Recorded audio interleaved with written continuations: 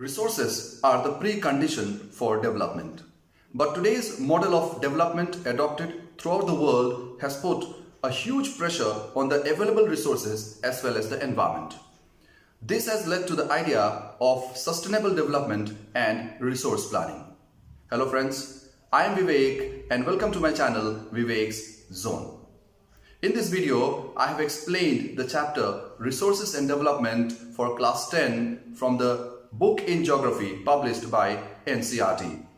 This chapter has been covered in a series of 2 videos and this is the first part. The link for the second part is given in the description box below, which you can check out after watching this video. Do subscribe to this channel, share and like this video and give your valuable comments and suggestions in the comment section below. So let's start. Resources and Development Part 1 Geography Class 10 NCERT. The following topics have been covered in this video: meaning of resources, types of resources, that is classification of resources, development of resources and resource planning. Let us first try to understand what is a resource. संसाधन क्या है? Everything available in our environment which can be used to satisfy our needs or fulfill our needs is a resource. As we can see in the image, sun, forest, rock, minerals, animal, water. These are some of the examples of resources. But we can call anything as resource only when 3 conditions are fulfilled. First of all, it should be technologically accessible. That means we should be able to convert that thing into a resource with the present technology which we have. Second, it should be economically feasible. That means that particular thing should have some value for us. And third, it should be culturally acceptable, which means the culture of the people who are going to use that thing as a resource should allow its use. यानी कि लोगों की संस्कृति भी अगर ये मान्यता देती है कि उस वस्तु का हम संसाधन के रूप में उपयोग कर सकते हैं, तभी हम उसे संसाधन कहेंगे. Then only we will call that thing as resource. There is an interdependent relationship between nature, technology and institutions. Human beings interact with nature with the help of technology and they create resources and institutions. With these resources and institutions, they speed up their economic development. They accelerate their economic development. In this diagram, we can see resources under 2 heads, natural and human. Natural resources are those that are derived from nature. They are classified as renewable and non-renewable resources. Renewable resources are those that can be renewed or reproduced. They are further divided into 2 categories: continuous or flow resources. That means those resources that keep on moving. For example, wind, water, etc. Then some resources have biological origin, such as natural vegetation, that is forest, wildlife, that is animals. Non-renewable resources are those that cannot be renewed. Some of them are, however, recyclable, for example, metals. Others are non-recyclable, example, fossil fuels or petroleum. Under the head human, there are 2 subcategories: structures and institutions. These are the resources that are created by human beings with the help of technology and their skill. They are known as human-made resources.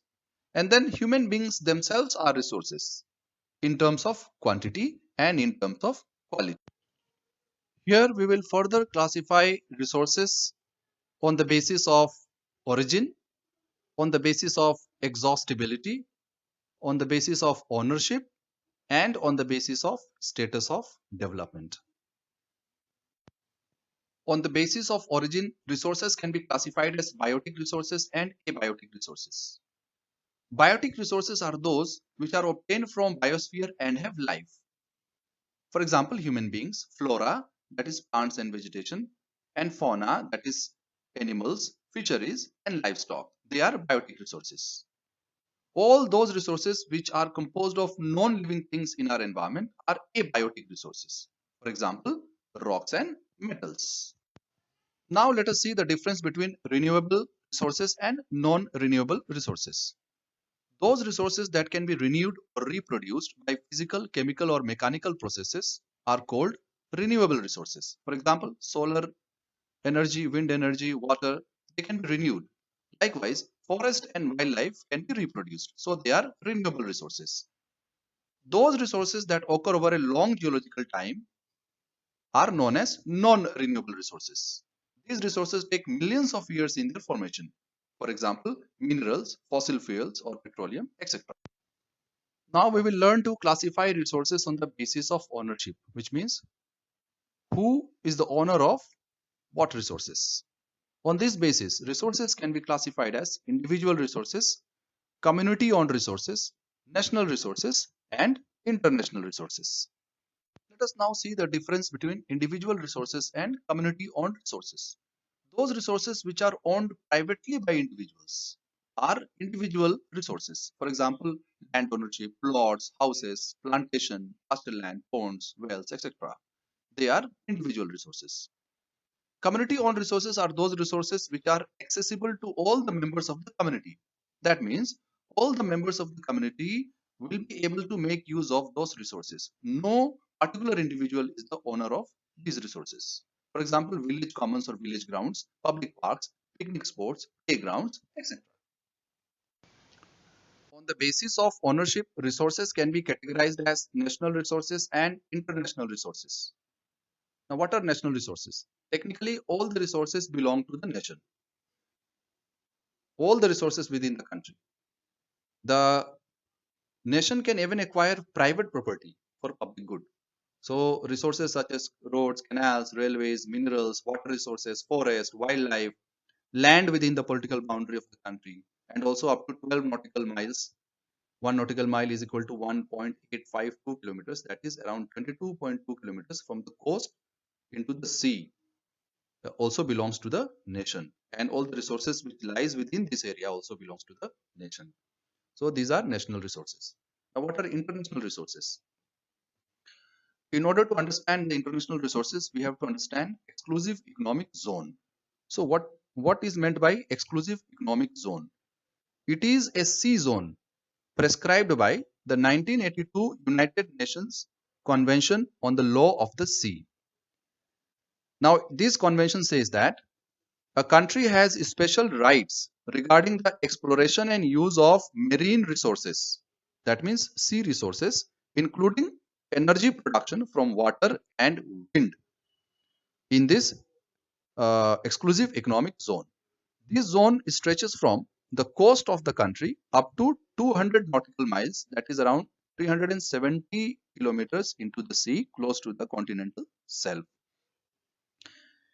Those resources which lie beyond this exclusive economic zone into the open sea belong to no individual country, and they are known as international resources.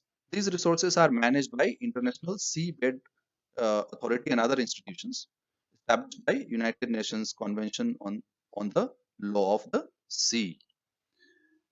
So the country or the countries can use these resources, international resources, only with the permission of such international institutions.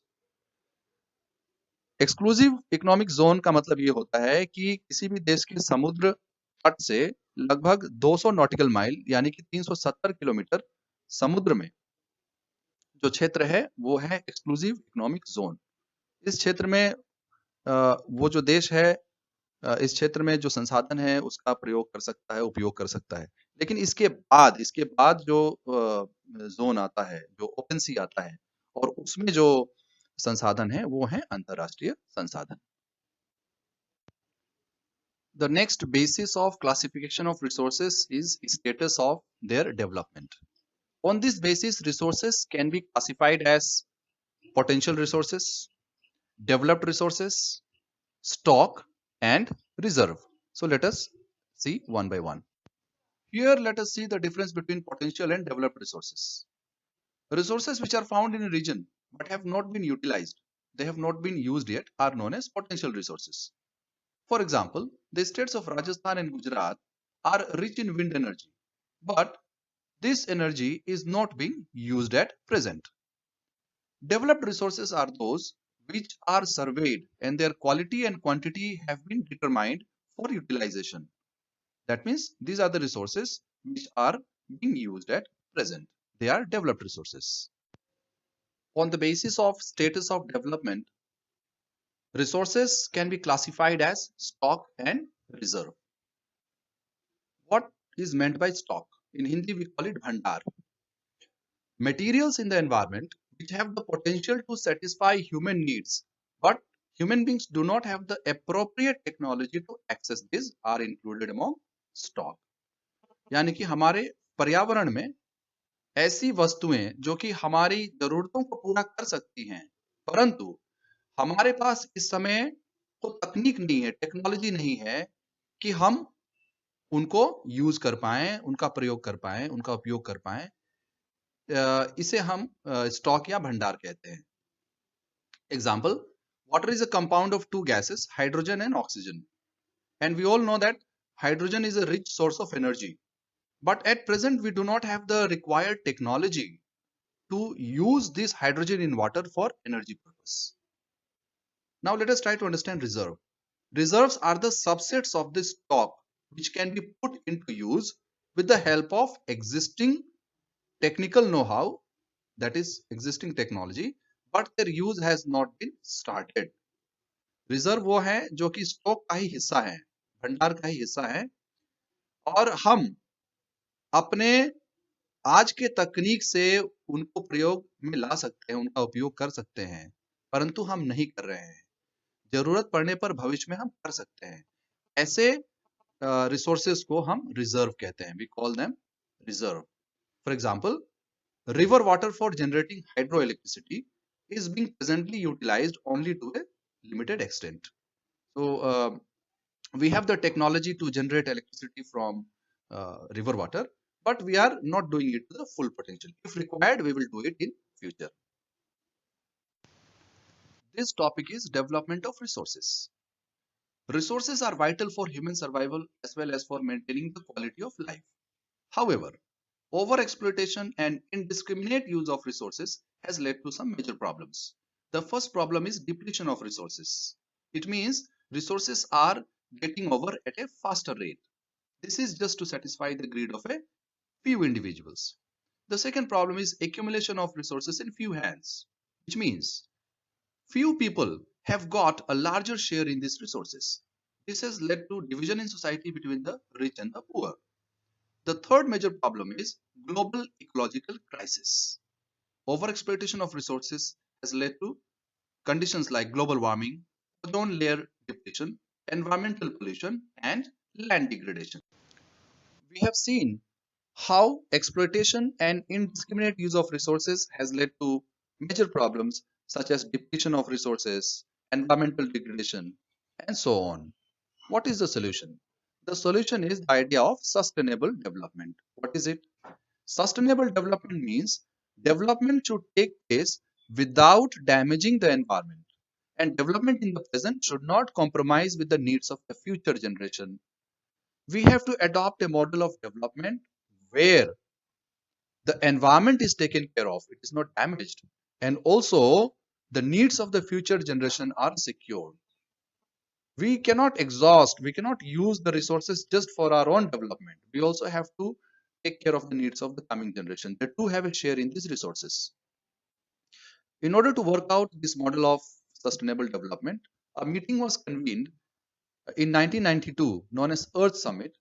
It was held in the city of Rio de Janeiro, which is the capital of Brazil. More than 100 heads of states participated in this summit, and the leaders, after discussion, they signed the Declaration on Global Climate Change and Biological Diversity. This meeting gave out two principles. One was the Global Forest Principles, and it also adopted the Agenda 21, which is very important. And this agenda was to be adopted by the countries to achieve sustainable development in the 21st century. Now, what is Agenda 21? It is an agenda to combat environmental damage, to face the challenge of environmental problems and other problems such as poverty, disease through global cooperation, through the cooperation of all the countries of the world on common interest, mutual needs, and shared responsibilities. So, by adopting this Agenda 21, one would be able to achieve the goals of sustainable development. This topic is resource planning. What is resource planning? Planning is the widely accepted strategy for judicious use of resources. As we are aware, many resources have limited stock in the environment. Therefore, we need to use them carefully. Resource planning has three stages. The first stage is identification and inventory of resources. This involves surveying, mapping, estimating the quality and quantity of the resource, and measuring the resources. The second stage is planning for development. Once we have been able to identify and prepare an inventory or a list of resources, this stage involves the exploitation or extraction of resources. It involves technology, skill, and institutional setup. The third stage is goals. The resource development plans should match with the national development plans. It means resource development should lead to overall national development. What is the importance of resource planning for a country like India? Resource planning is necessary for the balanced development of India. India has diversity in terms of availability of resources. There are regions which are rich in certain types of resources but are deficient in some other resources. For example, the state of Rajasthan is very rich in solar and wind energy, but it has insufficient water resources. Likewise, some other regions are self-sufficient in terms of availability of resources, and then there are some regions which have acute shortage of some vital resources. For example, the states of Jharkhand, Chhattisgarh, and Madhya Pradesh are rich in minerals and coal deposits, but Ladakh is deficient in water, infrastructure, and some vital minerals. Resource planning is also essential to avoid the wastage of resources. It is also necessary for reducing the environmental pollution, and we can also reduce or avoid the over exploitation of resources. What is meant by conservation of resources and why is it necessary? Using the available resources carefully and giving them time to get renewed is known as resource conservation. We are aware that resource conservation is a strategy that has to be adopted as part of the sustainable development plan. Resource conservation is necessary because of certain reasons. First of all, many resources are non-renewable. We cannot renew them and they are exhaustible. They will get finished off soon if we do not conserve them. By conservation, we can use them for a longer period of time. Second reason is conservation of resources helps us to reduce wastage, and that also helps us in economic development.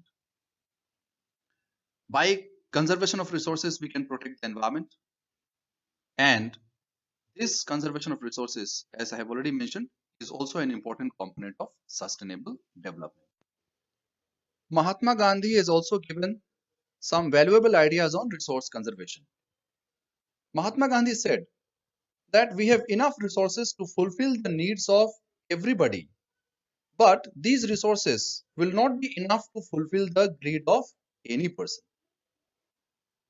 According to him, greedy and selfish individuals and modern technology are responsible for resource depletion. Resources are finishing off because of these two factors.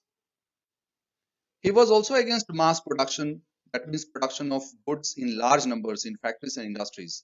And he wanted that the masses, that means the people, should themselves produce goods as per their requirements and needs. So this will reduce the wastage of resources, and this will also be a step towards conservation of resources. Thank you.